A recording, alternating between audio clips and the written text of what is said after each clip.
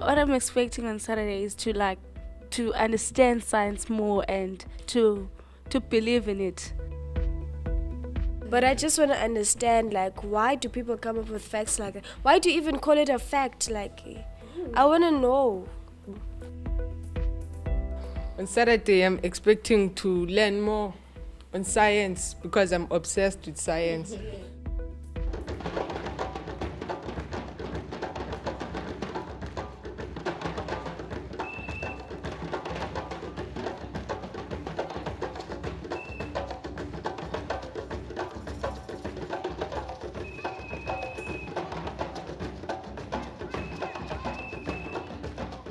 People are persuaded, not just by evidence, and sometimes not at all by evidence, but by two other things. One is the credibility of a speaker, and the third is the appeal to emotions. It's not that we need to get the evidence better in a way. It doesn't matter how good the evidence is. People are going to ignore it because what they're after is an overarching story that gives them a sense of identity, that makes them feel part of a movement, and people are ignoring the evidence.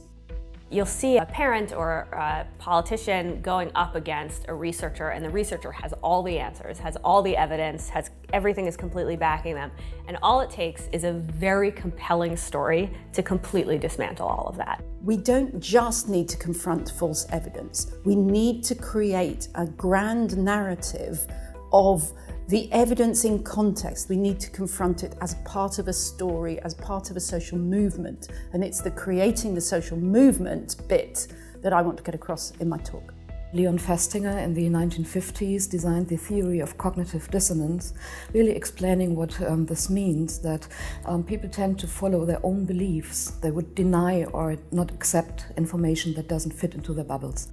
I would like scientists to work with us and experts and to take our calls and take the time to explain concepts that may be everyday for them, but to explain that to the public, to give us insight behind the scenes of how they arrive at the evidence. Science does amazing things. It saves lives, it brings us into outer space. It's behind everything. And we really need to be actively telling those stories and making sure that we combat the kind of compelling emotional story that comes from the other side with the same perspective from science and research.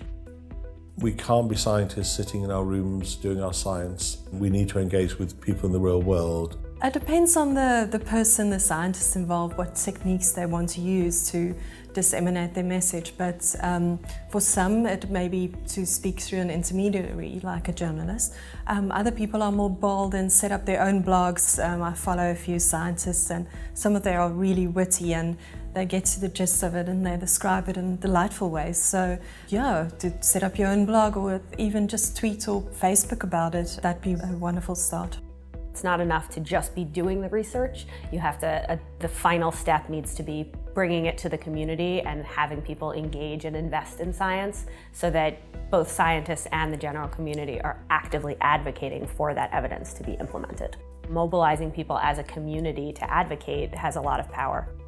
We do need good evidence, and I would never want to put aside the need for good evidence, but we also need to focus much more on speaking for the evidence. Evidence doesn't speak for itself.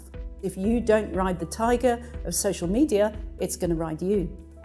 Scientists can't do it by themselves, and the only way to involve the wider community in our advocacy and activism is by making sure that science is compelling and is told in a way that brings the world into the conversation.